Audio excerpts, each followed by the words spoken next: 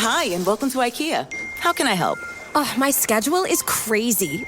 I just want some me time. Maybe it's time to embrace the joy of staying in.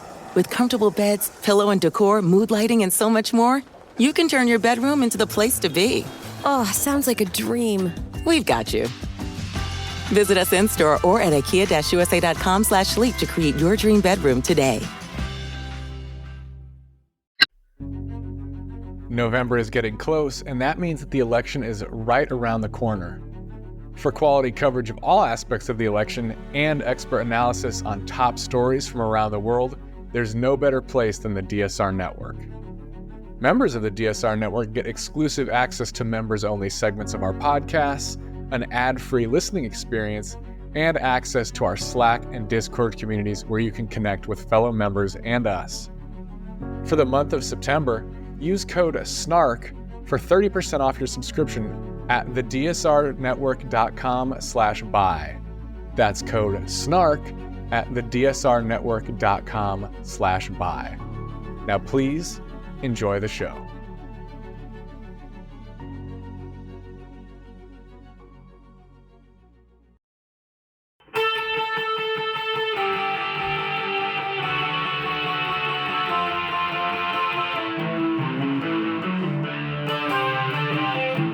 This is the Daily Blast from the New Republic, produced and presented by the DSR Network. I'm your host, Greg Sargent.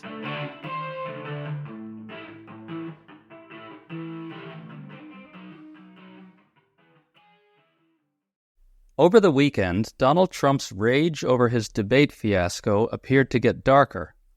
In one all-caps social media post after another, he declared he actually won the debate, while erupting repeatedly at ABC News' moderation of it, which he insisted was knowingly rigged against him. All this comes as a bunch of new polling shows that Kamala Harris has made some surprising gains against Trump in the wake of that very same debate that Trump keeps saying he won. So we wanted to know, what do Democratic data people make of the state of the race right now post-debate? Today we're asking this question of veteran Democratic pollster Celinda Lake, who's going to help us make sense of all the new numbers. Great to have you back on, Celinda. Oh, wonderful to be here. Thank you so much for having me. And what a good day to be here on, when the numbers are improving. Oh, yes, the numbers are improving. A quick summary of that data. A new ABC News Ipsos poll has Harris ahead 52-46 among likely voters nationally. A new YouGov poll finds her up 49-45. And the gold standard Des Moines Register poll finds Trump leading by only 4 points in Iowa, which is really striking because he won it by at least 8 points in 2020. Celinda, what's your takeaway from all this new polling? Well, first of all, that this is the first time we have any poll crossing 50%, which is really, really important. Democrats are enthusiastic, and more enthusiastic now than they even were for Biden in 2020. And independents have flipped. We've gone from being behind with independents to ahead with independents. And that was true during the debate. She moved from double digits negative on perceptions of her to +9, which is a very dramatic movement for over the course of a debate. All of the polls show is that she's made dramatic improvement in character. She is thought of as more presidential, more qualified, more competent. And they may be trying to run that she's a dumb woman, but voters aren't buying it. They also are beginning to think that he's over it. He's too chaotic, too self-centered, too old, which is an ironic twist. So on the character traits, and debates usually influence perceptions of character the most, she's really made substantial advancements. I want to bring up some of the surprising gains that we saw within these polls in addition to what you talked about. Now, we should note that the ABC poll finding Harris up 6 points isn't really different from their previous poll, but the ABC poll did find new things. Americans say she won the debate by 58-36, and 37% said the debate made them feel more positively about Harris. To your point about character, there was no such gain for Trump. And in the last ABC poll, Harris won independents by 7. In the new one, she's winning registered independents by 12 points, which is significant and suggests Harris's debate performance may have reassured some voters in the middle. Can I ask, what is the real view among top Democrats about the impact the debate had, based on Democratic polling and focus groups in particular? What are you guys finding?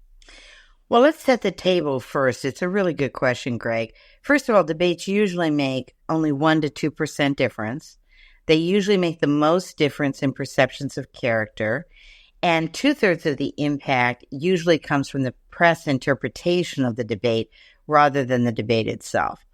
In this case, people who watched the debate, and of course it had record high audience, or say they watched it, moved dramatically. So it had a profound effect.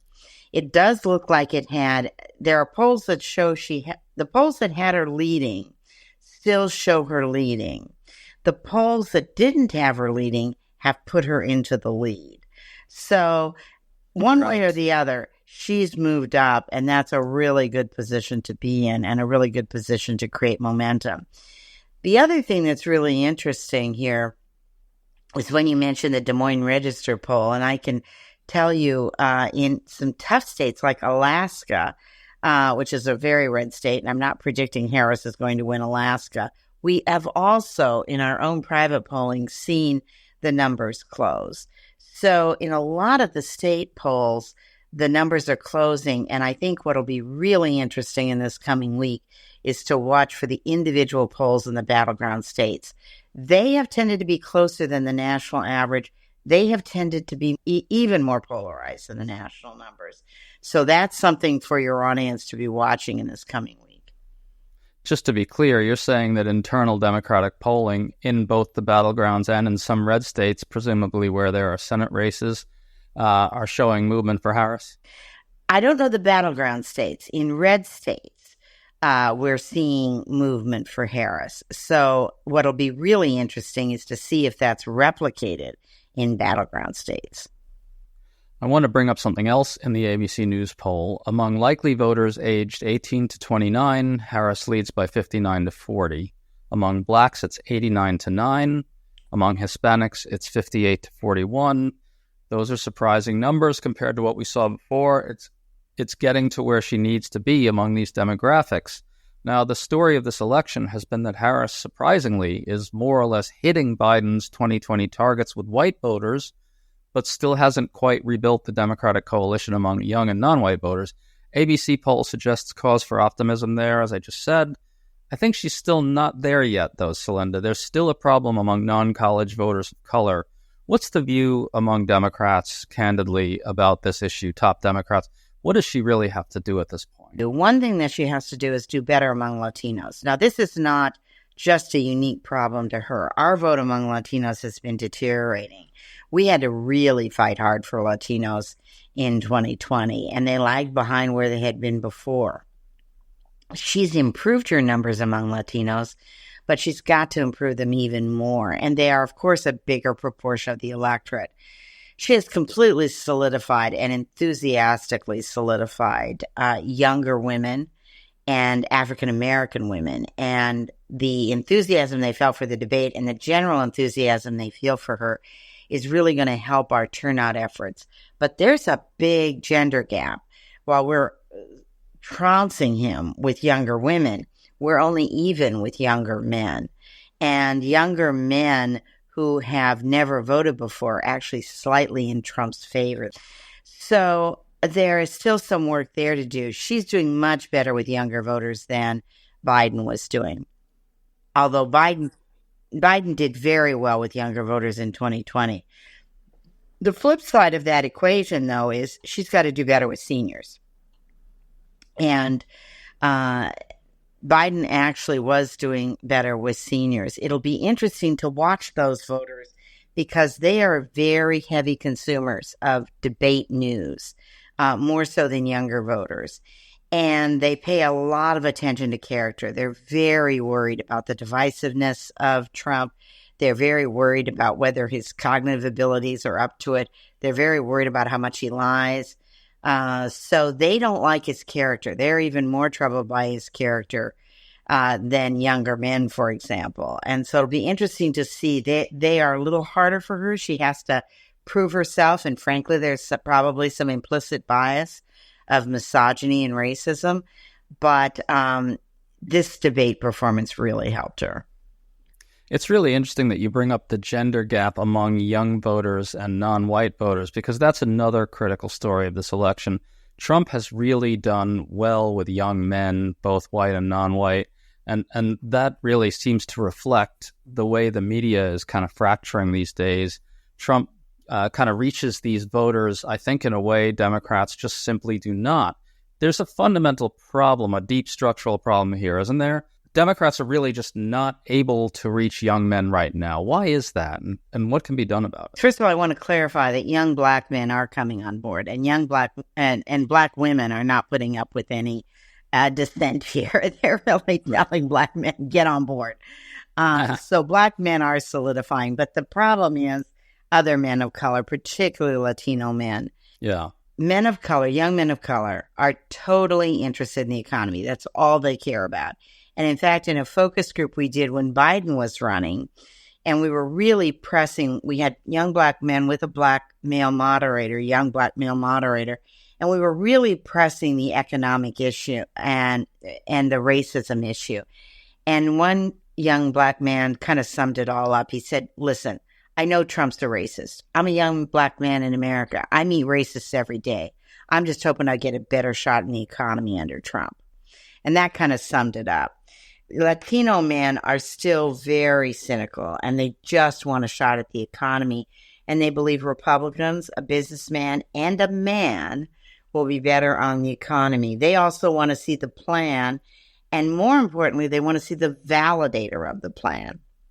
The second thing you said that's so important is Biden made strides in reaching out to younger men and men of color. He had more influencers than Democrats had ever had before. We bought the first advertising in games.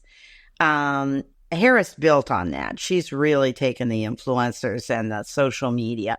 But we're still behind Trump. Believe it or not, they're very savvy about how to penetrate sports, how to penetrate gaming, how to penetrate certain social media, how to bring on the rappers and the kind of influencers, the Hulks, the other things like that young women can't stand. Young men are following. So there's still some catch up to do there. And we have to remember that the Trump campaign has been working some of these information and disinformation channels, not for 1 year, but for 5 years. They were actively engaging them in 2020. And they've stayed in them. Even when they haven't had money, they stayed in those channels. The amount of misinformation and disinformation that Latino voters have, particularly Latino men, is absolutely stunning right now. And that's a big effort that we have to confront. Absolutely. It's a big problem. I want to bring up the YouGov poll because it, too, showed some surprising gains for Harris, particularly among some of these core demographic groups in the Democratic coalition. The poll found she's winning a significantly higher share of Democrats and 2020 Biden voters than Biden was. The reconstituting of the Biden 2020 coalition does seem to be happening. Let me ask you, though, Celinda, what keeps you awake at night about the Biden 2020 coalition coming together? I think it's going to be the economy, right? Some of these polls still show her behind Trump on the economy. Is that deficit on the economy why is she still not quite where she needs to be among these core groups? And if so, what does she need to do on the economy to speak to those voters in particular? So Democrats have never won when we haven't been at least even on the economy. And in 2020, we ran behind on the economy for a long time, but we were even on Election Day. Part of that was the communication. Hillary Clinton ran only one ad totally devoted to the economy. 60% of the Biden media was devoted totally to the economy. Of course, Harris has a lot of her media devoted to the economy, but she's only been on for a month or 6 weeks. She needs to fill in the picture, and you're constantly getting, I need the details of her plan, I need the details of her plan. So focus groups are finding that voters respond very strongly to the idea that Harris has a plan, but they want to know more about the plan. They want the details. And they're starting to remember a couple of the provisions of the plan, But it takes an enormous amount of penetration, enormous amount of repetition now for people to remember the specifics. The other thing we know from the Barbara Lee Family Foundation work on women running for executive office is when men have a plan, people think, yahoo, the man's got a plan. That's great. And by the way, plans test a lot better than concepts. But when women have a plan, voters say, well, who supports her plan? Is it a good plan or a bad plan? So the kind of validation that she gave in the debate where she said, these Nobel Prize winning economists, these business leaders, et cetera, it's really important for her to get out in the broader public as well.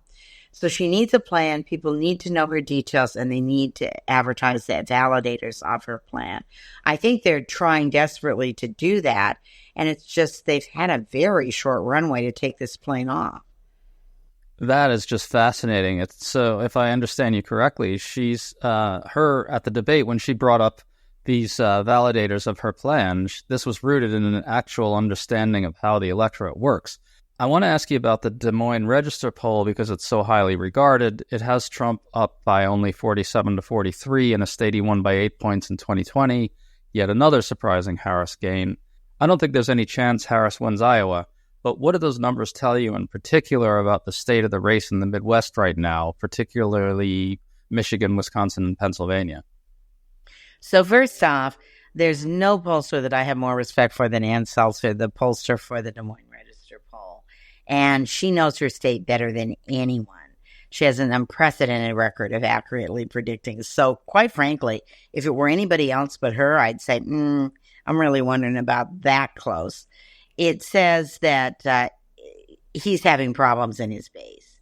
It says that there are voters that are, and these are white states, these are older states. Now, the battleground states, he has a lot of advertising in. And so I think he's able to hold up. He doesn't have ads in Iowa. So he's able to hold up his numbers better. And frankly, his ads do a better job of holding him up than he does, because he's going off on tangents on cats and dogs and God knows what else. That people feel like, could we get back to business? Could we get back to the things that really matter here? Could we get back to the economy?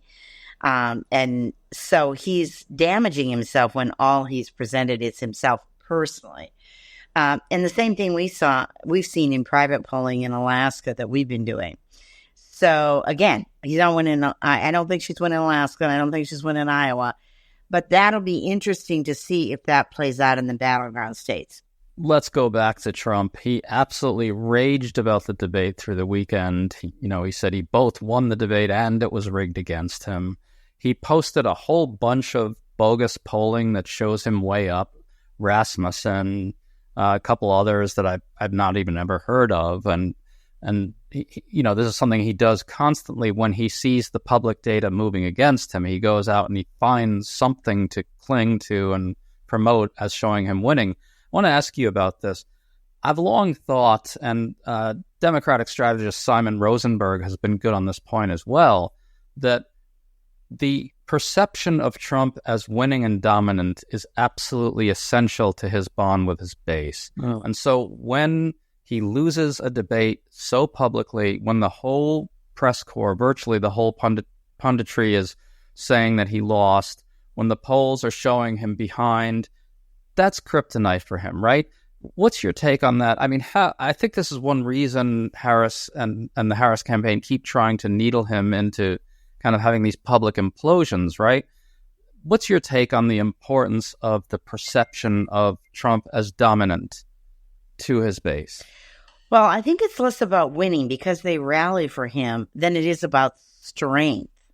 So he wants to drive this strength-weakness dimension, and that was the number one character dimension when Biden was running against him, and it did not show up to our benefit. She's perceived actually as remarkably strong, and African-American women in general are usually perceived by the voters to be quite strong. And then he looks weak. So I think it's less a question of winner because his base will rally to him to put him into the winner's place. But I think that it drives this dimension of strength and weakness. And most of all, it makes him erratic. He held that press conference on pricing and he brought out all these food. And then he never talked about it for 2 seconds. He went off even before the debate. So it makes him erratic in a way that makes him look old, weak, and very concerning, particularly to women who don't want that kind of erratic leadership for 4 years. Yeah, I think that baiting him that way at the debate was a tremendous thing. She was brilliant. Yeah, she was. What's the deeper theory of the case among Democrats here? It's not just that they're trolling him for the fun of it. There's a complicated and deep theory of the case here, right? Right. So the theory of the case is that she has to, men are always perceived to be qualified. He's an ex-president. He's a businessman, so people think he's better on the economy. She's a woman, and people go, well, I'd vote for a woman if she were qualified. Like, the men have been doing such a great job. But we have to prove that we're qualified. And women in the executive office always have to prove that. So she's trying to equalize the qualified piece, show that his leadership is of the past, that his leadership is dangerous, that his leadership is weak, not strong. She's the strong one. She'll take us forward. She has a concrete plan for doing that. The second theory of the case is getting even on the economy. And the third theory of the case, which she does brilliantly, and it was her number one answer in the debate, is to prosecute the abortion issue, which is part of what is holding up the gender gap and the tremendous support she has among women, particularly younger women. So character matters, and he's failing. Economy matters, and abortion matters.